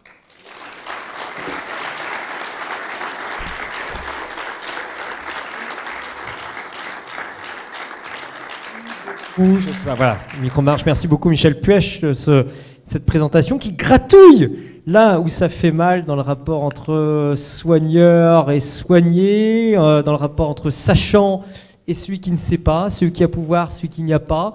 Je suppose que ça doit, chez vous en tout cas, faire remonter pas mal de réflexions, de remarques ou de questions. Alors c'est le moment d'échanger avec le point de vue de Michel Puech qui a bien exprimé son point de vue, qui a envoyé des pistes aussi de réflexion sur une autre manière de former son savoir, de rentrer aussi, de faire rentrer la médecine dans du collaboratif. Peut-être même concrètement demain son médecin facilement sur Skype comme sa petite fille ou sa belle cousine. Je pense que ça ne peut pas laisser indifférent en tout cas les personnes dans cette salle. Alors allez-y, c'est le moment de poser vos questions. On va se prendre un petit quart d'heure, 20 minutes encore pour le faire. On a la chance d'avoir Michel Puech avec nous. Allez, qui se lance pour la première? Bonsoir. Justement, pour rebondir sur Skype, est-ce que même en tant que philosophe, puisque vous n'êtes pas censé répondre à cette question, mais je profite que vous soyez là pour vous la poser, avez-vous réfléchi au business model justement? Qui va payer pour cette disponibilité des médecins en direct ou en temps légèrement différé? Enfin, si on parle de Skype, on parle de temps réel. Qui va payer? Et surtout, est-ce que les patients, si c'est eux qui payent, seront prêts à payer? Alors ça, avant la réponse de Michel Puech, vous avez une très très bonne table ronde demain après-midi qui est entièrement consacrée à cette question du e-business. Je le signale au passage. Michel Puech va vous donner son point de vue en tout cas. Les vraies réponses seront à la table ronde. Moi, je peux vous remettre la diapo en disant qu'il faut réfléchir à d'autres logiques prioritairement que celle de l'argent. Mais bon, supposons. Mais je vais parler du contenu. Qui paye? Quel est l'outil le plus puissant que vous avez? Qui paye votre téléphone? Qui paye Google? Un peu tout le monde. Il y a un business model. Il y a un business model. Comment ça se fait qu'avec mon téléphone, en 2 touches, je peux acheter un livre dans des langues alors que quand j'étais étudiant, je commandais ça à Place de la Sorbonne, ça me coûtait une fortune, il fallait 3 mois. Qui paye pour ça? Moi, le livre, je le paye moins cher. Je paye 4 ou 5 euros des livres d'occasion aux États-Unis qui me coûtaient une fortune quand j'étais étudiant. Il existe le business model. Qui paye pour Skype? La grand-mère, elle a sa petite fille en visioconférence, en captant le free Wi-Fi du voisin, sur un ordinateur qui coûte 200 euros aujourd'hui. Vous voyez, le business model, il existe. Je ne dis pas un monde nouveau est possible, je ne prêche pas l'utopie, je dis juste un monde nouveau existe, il a plein de potentiel. Comment ça se fait que tous, y compris moi, je ne donne pas de leçons, y compris moi, on ne s'en serve pas? J'ai honte parce que je ne fais pas, mais je vais le faire l'an prochain, de Google Group pour mes cours. C'est une honte. Les jeunes, ils partagent plein de choses sur des groupes en ligne. Comment ça se fait que nous, les profs, je leur dis dans leur TD où ils sont impressionnés, et pas en forme parce que c'est tôt le matin, en début d'après-midi ou des choses comme ça, je leur dis participer, etc., alors qu'ils passent leur temps à parler, parfois même en même temps, il faut aller sur ces choses-là. Vous voyez, cette réalité existe. Et il faut qu'on l'investisse. Elle n'est pas notre ennemi. Voilà. Et il y a un business model, puisque c'était votre question à laquelle j'ai répondu. Enfin, Michel Puech, loin de moi l'envie d'aller gratouiller encore un peu plus le public, mais vous disiez tout à l'heure, il faut changer de logiciel parce qu'on a un logiciel qui appuie trop sur une question de pouvoir et d'argent. Il est temps en termes d'éthique de réfléchir à autre chose. Vous voyez que la première question qui vous est adressée, c'est quand même une question sur l'argent. Oui, on l'avait noté. D'autres questions ou d'autres remarques? Allez-y, monsieur, on va vous porter un micro. On vous demandera, si ça ne vous dérange pas, juste de vous présenter, dire si vous êtes médecin ou responsable d'organisation ou autre, pour peut-être bien orienter la réponse derrière. Alors, oui, je suis prof de médecine, de chirurgie en cas particulier, et je voulais dire que dans ce que vous avez dit, en plus, le fait, de par l'aspect juridique, vous avez insisté, c'est vrai, j'ai beaucoup travaillé aux États-Unis, et l'aspect juridique est en train de tuer la médecine préventive. En ce sens que lorsque on dépiste une lésion qu'on peut traiter, que l'on peut éviter de voir évoluer, si on fait un traitement assez tôt, si ce traitement est susceptible d'avoir des complications, beaucoup de chirurgiens américains ne le feront pas, ils préféreront attendre que la lésion soit plus évoluée, parce que si une complication de traitement survient, il sera justifié de l'avoir fait parce qu'il y avait la lésion, il ne sera pas justifié de l'avoir fait en phase préventive. Et une deuxième remarque, c'est ce que devient Internet dans notre vie quotidienne. Il y a l'autorité absolue pour le patient d'Internet. Internet, c'est la vérité, et il m'arrive très souvent de voir arriver des patients qui savent quel type de qui vont être opérés, et ils arrivent avec les 10 pages qu'ils ont sorties sur Internet où ils me donneraient pratiquement la technique opératoire qu'il faudrait appliquer. Et ça, c'est devenu la vie quotidienne. Voilà. On repose la question de la désinstitutionnalisation, ou en tout cas de la perte de poids, de référence des personnes qui, on a longtemps pensé, détenant le savoir. Michel Puech. Oui, c'est un défi auquel les enseignants, pour nous aussi, si vous dites quelque chose en cours et que quelqu'un regarde sur Wikipédia qui ne dit pas la même chose, personne ne va penser que c'est Wikipédia qui a tort. Mais est-ce que c'est pas parce que c'est rare que ce soit Wikipédia qui ait tort ? Pour compléter Oui. la remarque de monsieur Michel Puech, est-ce qu'il n'y a pas un retour de balancier, ou est-ce qu'il n'y aura pas un équilibre qui va se trouver aussi au bout d'un certain temps ? On est parti, vous l'avez bien cité, de personnes qui savaient, et ce savoir était, ou n'était pas d'ailleurs, digne d'être descendu. Aujourd'hui, Internet envoie complètement dans le sens opposé. Est-ce qu'à votre avis de philosophe, ça ne va pas se stabiliser ? Alors oui, on peut avoir cette logique-là qui est on va très à un extrême, puis après on rééquilibre, mais il y a peut-être une logique plus compliquée de micro-entrelacement, vous voyez. C'est-à-dire que les médecins, et j'en connais plusieurs, ils regardent ce qu'il y a sur le web. Et j'en connais qui regardent avec leurs patients.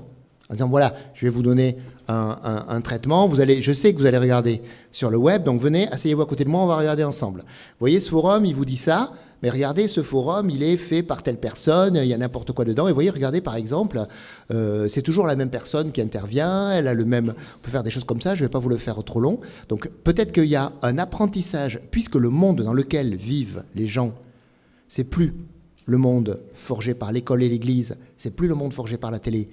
La parole de vérité, c'est l'Internet. Il faut que tous les acteurs, les médecins autant que les enseignants, ils sachent l'utiliser et ils sachent se situer dans ce monde-là. Ce que font déjà les banques d'assurance. La différence, c'est que Wikipédia, c'est vrai que c'est quelque chose de structuré. Beaucoup de patients regardent surtout des chats avec des échanges entre « alors moi on m'a fait ceci, moi on m'a fait ça n'a pas marché ». C'est là que, on ne peut pas dire qu'il y ait toujours la vérité, loin de là. Et en plus, en médecine, il y a des malades, il n'y a pas des pathologies, et chacun est un cas particulier. Tout à fait. Alors là, il y a une notion derrière qu'on appelle la littératie numérique. C'est le fait de savoir utiliser Internet. Et bon, il y a majoritairement, je pense, des techniciens ici ou des gens compétents. Quand on a un problème avec sa machine, on va sur un forum. Mais on évalue tout de suite le forum. Et s'il y a parmi vous des enseignants ou des littéraires comme moi, quand on lit une page Wikipédia, on évalue tout de suite le niveau culturel de celui qui l'a écrit. Et on voit si c'est catastrophique ou si c'est fiable. On évalue tout de suite le niveau technique sur un forum. Et donc ça, c'est la littératie numérique. Et en développant ça, les gens apprennent, et c'est peut-être à nous de leur apprendre. Moi, je n'apprends pas à mes étudiants ce qu'il y a déjà dans Wikipédia, mais comment lire et évaluer un article de Wikipédia. Et je crois que la pédagogie médicale, ça peut être de intégrer aussi, et la relation avec son patient privé aussi, intégrer la manière dont il va pouvoir apprendre et comprendre avec les outils numériques que de toute façon il va utiliser. Lui en apprendre l'usage, ce qu'on appelle la littératie numérique, ça a une application à e-santé, c'est sûr. Doctissimo.info, on doit être autour de 10 à 12 millions de visiteurs uniques par mois en France, dans un pays de un peu plus de 60 millions d'habitants. Monsieur, allez-y, on vous écoute. Oui, bonjour, Pierre Mérigot, j'appartiens à une agence d'innovation en santé autonomie en Limousin. Il se trouve que je ne viens pas du tout du monde de la santé, mais que je suis plus proche de votre monde à vous. Et je me suis fait une maxime, j'ai une maxime qui dit qu'effectivement, il y a plus de probabilité que je rencontre tout seul Dieu que nous tous en même temps. Et donc, du coup, je me dis, est-ce qu'il n'y a pas un travers, justement, dans la valeur ? Si je reviens sur la question de la valeur, est-ce qu'il n'y a pas un risque, finalement, qu'on ne voit plus une pensée, je dirais, je veux pas dire, dire que c'est le mythe, le règne de la pensée unique, mais que finalement, dans peut-être un peu par aisance, en fait, on ne fasse qu'accorder de la valeur à une pensée qui serait partagée, alors qu'on peut tous se tromper. Même dans un projet collaboratif, on peut tous aller se jeter dans le gouffre. Michel Puech. C'est vraiment des questions très intéressantes et très compliquées. Et comme je vais répondre brièvement, oui, vous posez une très très bonne question, qui a plusieurs dimensions. Je crois que ce qui a changé, je vais prendre un seul point, c'est qu'on peut corriger. Mon problème est, je reste sur Wikipédia puisque tout le monde connaît. Mon problème n'est pas qu'il y ait plus ou moins d'erreurs dans Wikipédia que dans l'Encyclopédia Universalis. C'est que quand il y a une erreur dans l'Encyclopédia Universalis, elle y reste, jusqu'à la prochaine édition. Quand il y a une erreur dans Wikipédia, le premier qui la voit doit la corriger. Je déteste les gens qui disent qu'il y a des erreurs dans Wikipédia, parce que c'est leur faute. Celui qui dit ça, c'était à lui de la corriger. Donc il ne peut pas y avoir, par définition. Et il y avait un conférencier, maintenant c'est plus aussi simple. Il commençait, aux États-Unis bien sûr, il allait sur Wikipédia, et il disait, regardez, Wikipédia c'est pourri, je prends une page quelconque, célèbre, ou peut-être il demandait aux gens, je ne sais pas, et il ajoute une grosse bêtise au début de sa conférence. Il disait, vous voyez, Internet c'est ça, n'importe qui peut mettre n'importe quoi. Puis après il expliquait, et à la fin de sa conférence, il revenait sur la page, et elle avait été corrigée l'erreur. Ça avait été enlevé, parce qu'entre-temps quelqu'un l'avait lu, et avait enlevé l'erreur. Et il pouvait conclure triomphalement en disant, voyez, Internet c'est ça. Ça a un équilibre d'homéostasie ou quelque chose comme ça, qui fait que la collaboration de tous, alors je ne prends pas du tout votre image de voir Dieu, je crois que ce n'est pas le sujet, la collaboration de tous amène un résultat, on appelle ça la sagesse des foules, mais il n'y a pas que ça dedans, amène un résultat très supérieur à tous les systèmes experts. Qui c'est qui connaît le plus de langues dans le monde? C'est Google. Et Google a une puissance qu'on n'aurait pas imaginée disponible. Vous voyez? Donc je crois que ces logiques nouvelles que nous avons, elles contiennent un rapport différent avec ce que vous évoquiez, qui est le rapport à la vérité et à la norme. Elles créent un nouveau rapport à la vérité et un nouveau rapport à la norme, et je crois qu'il est supérieur. Et que c'est pour ça qu'il s'impose de lui-même. Et donc qu'il contient des potentiels. Voilà. D'autres questions, monsieur? Je vous apporte... Je vous tends le micro. Docteur Lehmann, je m'occupe d'information médicale au CHU de Montpellier. J'ai grandement apprécié votre conférence. Je comprends que vous souhaitez nous proposer un cadre de réflexion plus que vous-même édicter certainement pas des normes, quelques suggestions. J'ai été un peu dérangé, je reste un peu perplexe devant votre enthousiasme où vous êtes passé très vite sur, par exemple, une notion de partage, de dissémination et par exemple de data mining sur les données des patients, sans évoquer quelque chose qui, à mon avis, est central quand on parle aujourd'hui de la transparence de l'information. En médecine, il y a des mots qui comptent comme la pudeur, comme la confidence, à côté de la confidentialité, comme le secret, qui sont des mots qui sont fondamentaux et qui aujourd'hui, en raison de notre enthousiasme mutuel et bien compréhensible vis-à-vis des nouvelles technologies, devraient, à mon avis, avoir plus de relief encore qu'ils n'en ont eu pendant, disons, les quelques 60 ans qui nous précèdent. Et là, c'est vrai que j'étais un petit peu gêné parce que je pense que ce sont des mots qui doivent être présents dès l'entrée dans une réflexion sur, justement, l'éthique dans le domaine du partage de l'information en santé. Alors vous avez tout à fait le droit d'avoir ces références. On est sur un constat de désaccord. Je reconnais que non, je reconnais que je ne les partage pas. Pour ce qui est du secret, pour commencer, une partie de mon activité est avec des gens de la sécurité informatique et je crois qu'on est en train de se dire que juste le secret n'est pas possible et que la transparence est obligatoire et qu'on est déjà dedans et que le monde numérique, c'est tout de vous. Absolument tout. Et c'est un fait. Et le but n'est pas de dire bien ou mal, et on ne pourra pas cacher. On ne pourra pas cacher les choses. Donc on est obligé, que ça nous plaise ou non. Hein, c'est comme la pollution ou le réchauffement climatique. On est obligé de s'y adapter, et il est peut-être possible de s'y adapter. Et sur des valeurs plus difficiles et plus intéressantes, comme la pudeur, je crois, pour le secret, ma réponse est, on est obligé d'assumer une transparence absolue. Et voilà. La pudeur, c'est beaucoup plus intéressant. Regardez Facebook, regardez les chats que font les gens. Il y a une impudeur qui est devenue une valeur. Non seulement la pudeur n'est pas une valeur, mais l'impudeur est devenue une valeur proclamée. Bien sûr que c'est stupide et qu'il y aura un retour de balancier. Et c'est là qu'il faut attendre le balancier, quoi, pour avoir l'énergie du retour. Je crois que justement, et peu importe que ce soit numérique ou réel, des choses comme la pudeur, la délicatesse, le silence, vous voyez, ce genre de valeur qui est le contraire du balancier actuel, ça va retrouver, oui, ça va retrouver de la valeur. Mais ça ne va pas retrouver de la valeur parce qu'on va édicter des chartes ou mettre en place des systèmes pour établir de la pudeur, mais parce que les gens vont y devenir sensibles. Et je crois que dans nos actions individuelles, je ne crois pas du tout à l'action institutionnelle là-dessus, dans nos actions individuelles, nous pouvons faire sentir, et les gens y sont sensibles, ces valeurs, le silence, la retenue, la délicatesse, la pudeur, qui viennent après la phase de frénésie du numérique, sur laquelle je suis quand même effectivement d'accord avec, je crois, ce que vous voulez dire. Michel Puech, est-ce qu'il n'y a pas un côté schizo quand même quelque part dans cette volonté qu'a le personnel médical entre autres d'avoir ce maintien du secret des données du patient, c'est-à-dire ce mur qui sépare les données du patient du grand public justement pour maintenir ce secret médical, et en même temps la volonté d'ouvrir ce dossier non seulement à un maximum de leurs confrères ou d'une équipe de soins. Enfin, il y a quelque chose d'assez paradoxal entre les deux. Oui, enfin, là, c'est un problème technique où je suis le moins compétent de la salle, peut-être, c'est évident. Si on veut, avec des puces ou des choses dans le cloud, que toutes les données médicales sur quelqu'un soient accessibles instantanément, n'importe où, en cas d'urgence, et qu'en même temps, personne de non autorisé y ait accès, il y a du travail pour les informaticiens pendant longtemps. Et peut-être il faut se poser des questions. Une autre question pour vous, Michel Puech.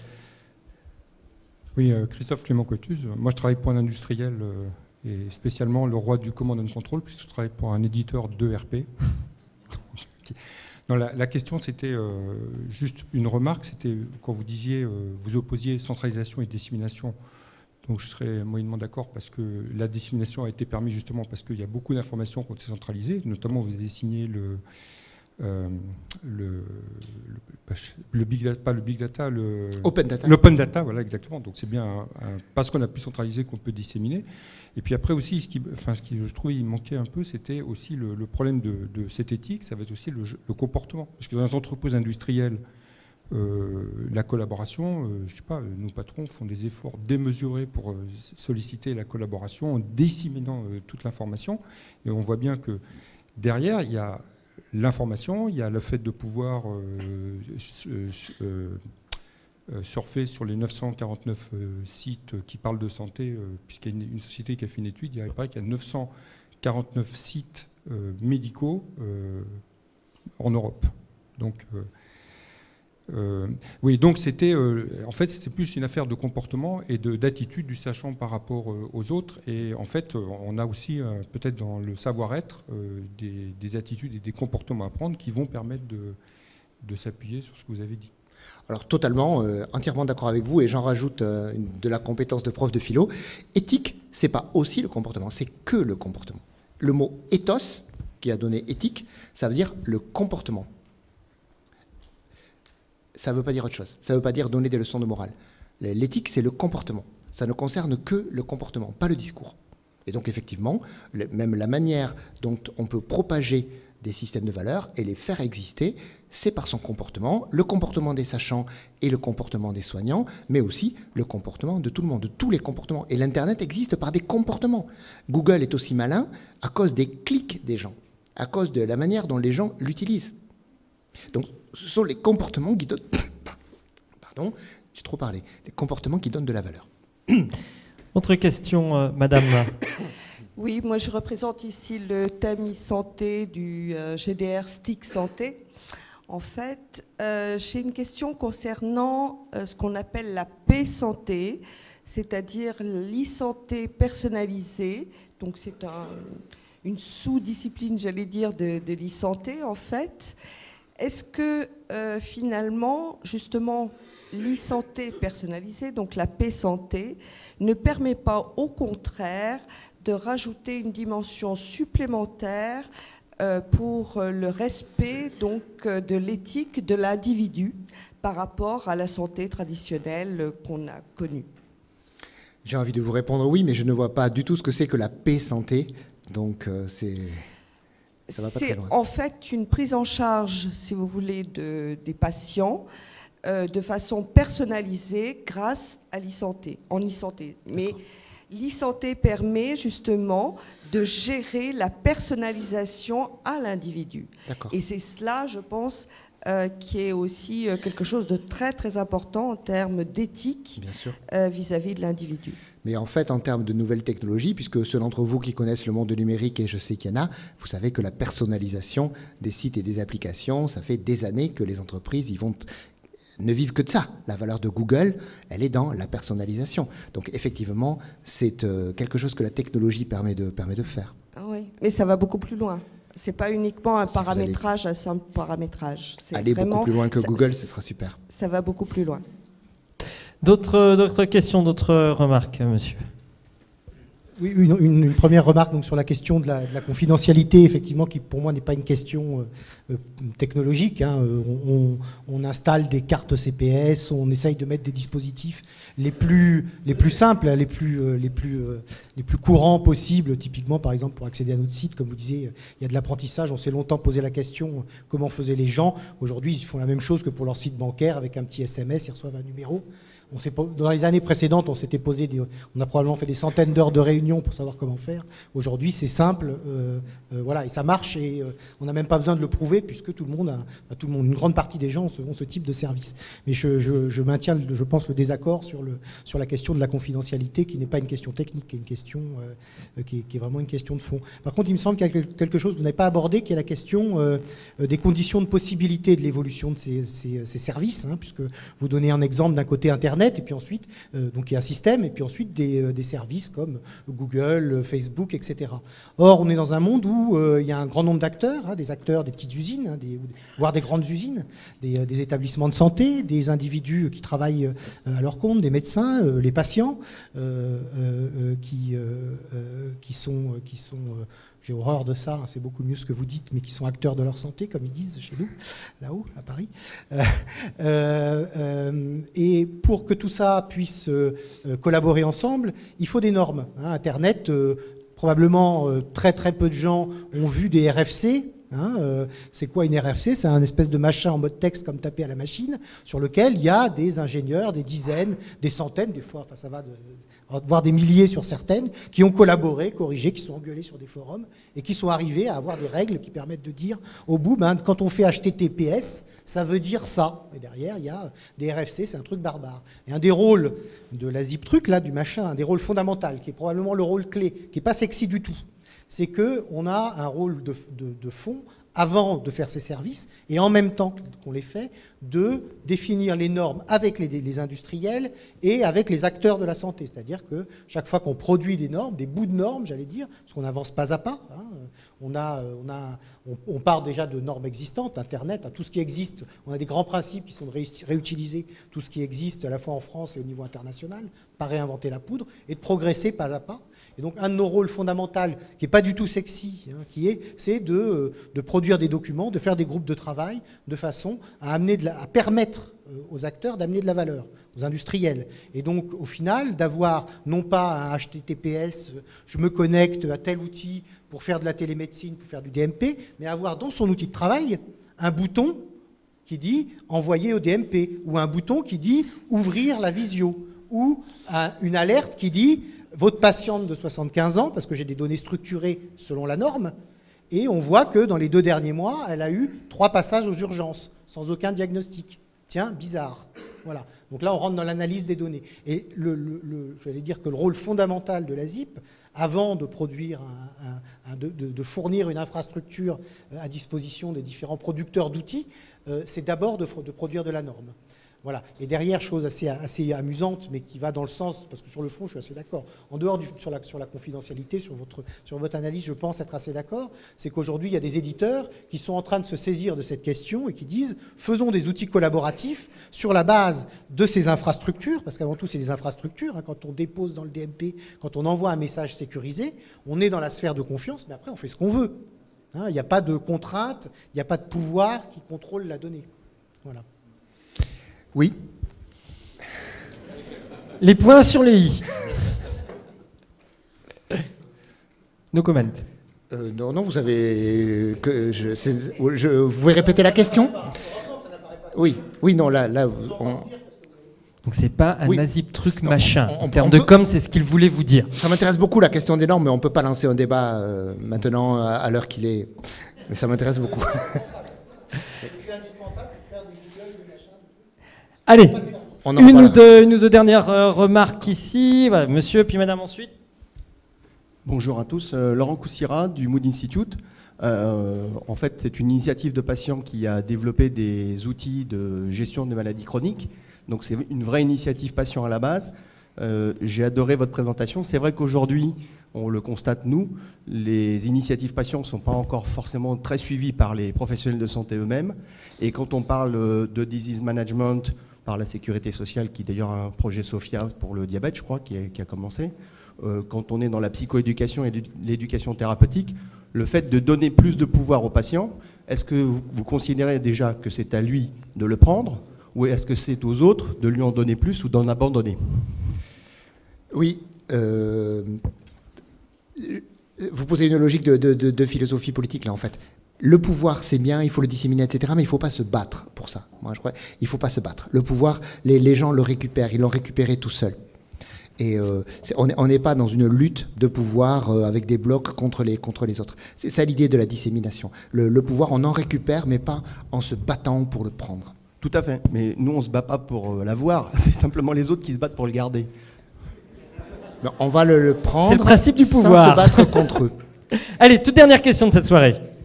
Alors, Oran Piccinini, Almeris. Moi, je suis côté industriel, donc pour rebondir sur ce que le monsieur de la ZIP Trucmuche a dit.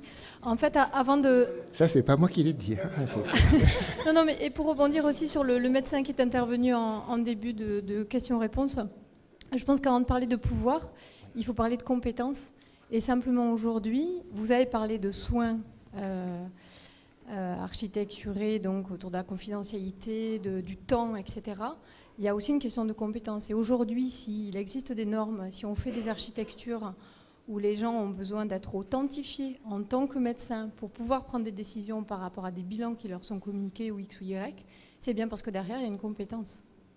Voilà, c'est simple une remarque. Et je voulais savoir ce que vous en pensiez. Michel Puech. Je ne sais pas quoi dire. C'est la dimension usine qui reste quand même.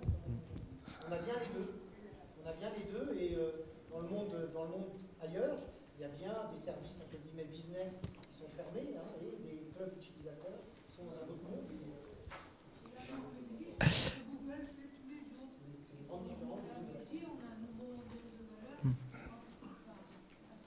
Continuons le débat entre nous.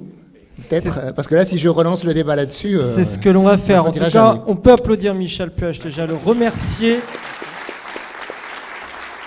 de nous avoir fait prendre de la hauteur et nous avoir gratouillé quand même là où s'achète.